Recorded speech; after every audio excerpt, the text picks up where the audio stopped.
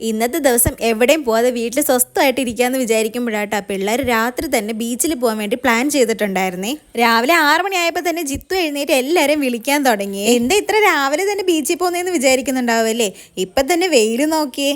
രാവിലെ ഉറക്കത്തിൽ നിന്ന് എഴുന്നേക്കാൻ നല്ല മടിയായിരുന്നേ. പിന്നെ പിള്ളേർ ഒറ്റയ്ക്ക് വിടണ്ടാന്ന് വെച്ചിട്ട് ഞാനും കൂടെ പോന്നേ. കുറേ നേരം കടലിലൊക്കെ കളിച്ച് ക്ഷീണിച്ച പിള്ളേർ ഇതാ മണ്ണുണ്ട് വീടുണ്ടാക്കാൻ വേണ്ടിയിരുന്നേ. ജിത്തു ഇങ്ങനെ മണ്ണൊക്കെ തോണ്ടി കുറേ നേരം ഇങ്ങനെ ഇരുന്ന് കളിക്കുന്നുണ്ടായിരുന്നേ. ശേഷം നമ്മൾ അവിടെ ഇന്ന് പോയത് ആവിന്റെ ഹൈടെക് ഐസ്ക്രീം പാർലറിലേക്കായിരുന്നേ. അവിടെ നിന്ന് നമ്മളിതാ കുറച്ച് കുൽഫി ഐസ്ക്രീമും പാൽഗോവയും ഒക്കെ വാങ്ങിച്ച് ഞങ്ങൾ എല്ലാവരും കൂടി അവിടെ ഇരുന്നങ്ങ് കഴിച്ചേ. സത്യം പറയുകയാണെങ്കിൽ നല്ല അടിപൊളി കുൽഫി ആയിരുന്നു കേട്ടോ. ഞങ്ങൾക്ക് എല്ലാവർക്കും ഒരുപാട് ഇഷ്ടമായി. ഞങ്ങൾ അങ്ങനെ അവിടുന്ന് തിരിച്ച് വീട്ടിലോട്ടെത്തിയപ്പോൾ നല്ല മണം കേട്ടോ. പോയി നോക്കുമ്പോൾ നല്ല അടിപൊളി ഇഡലിയും മട്ടൻ കുറുമയും ചേച്ചി ബ്രേക്ക്ഫാസ്റ്റ് ആയിട്ട് ഉണ്ടാക്കി വെച്ചിട്ടുണ്ടായിരുന്നേ. അങ്ങനെ ബ്രേക്ക്ഫാസ്റ്റും ലഞ്ചും ഒക്കെ കഴിഞ്ഞ് നമ്മൾ പുറത്തോട്ടൊന്ന് പോവാന്ന് വിചാരിക്കുമ്പോഴാട്ടോ പെട്ടെന്നൊരു ഇടിയും മഴയൊക്കെ ഉണ്ടായതേ.